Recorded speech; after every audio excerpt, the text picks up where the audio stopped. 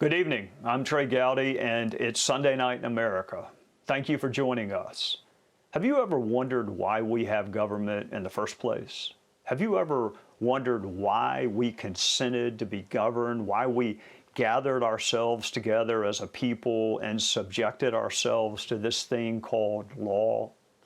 Whether it's the local, state, or federal level, there has to be a purpose, a reason for joining hands and forming this thing called government, and then allowing that government to pass and enforce laws which can incent and prevent individual acts and decisions. We are, after all, a nation of laws and not a nation of men and women, as John Adams famously said. And even as I pose that question, I am sure there are words and phrases going through your mind. You may believe education is the primary function or responsibility of government, especially at the state and local level. Perhaps you believe it is regulating commerce or providing for our common national defense. Perhaps you believe the purpose of government is to safeguard your natural rights. Perhaps you believe it is to provide a common currency or build and maintain our roads and bridges and airports.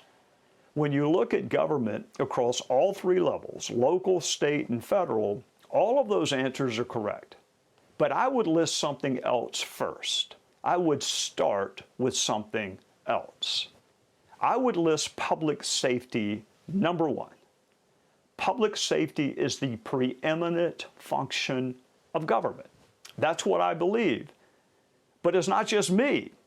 If you look at the very beginning, the preamble to our U.S. Constitution, you will see this.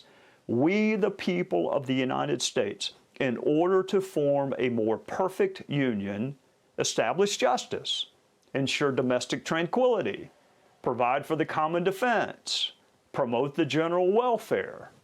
Every one of those phrases has something to do with public safety, with law and order, with protection. So when I see spikes in crime, I view it as both proof of why we have government in the first place, which is because everyone cannot be counted on to treat their fellow citizens with respect and dignity. And I also view rising crime rates as a failure of government to meet its number one priority. And I don't care if it's a Republican or a Democrat or any other party. Politics is of very little significance.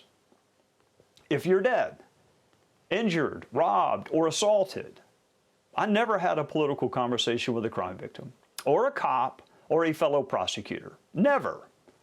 Public safety is too important to be just another political tool. But unfortunately, everyone does not see it that way.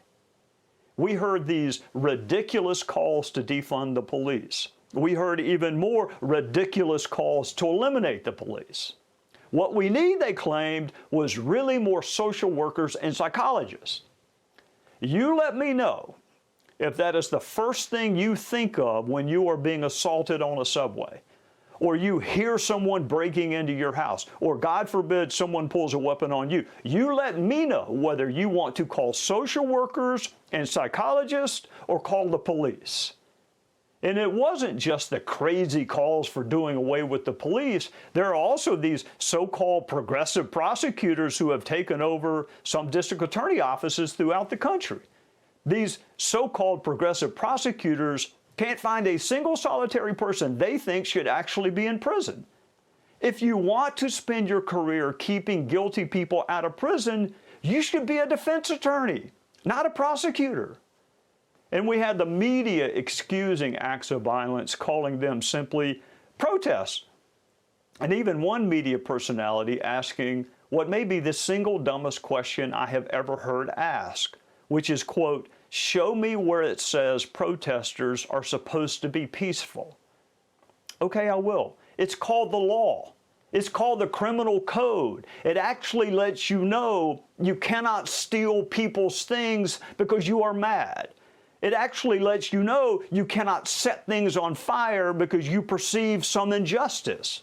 It actually lets you know you cannot injure a cop because some other cop did not meet your expectations. The law actually helps us understand the difference between an arsonist and a protester. And both sides have shown a willingness to engage in this relativism, excusing their own supporters for acts of lawlessness. But I do not. Anyone can follow a law they agree with. Anyone can act responsibly when things are going their way.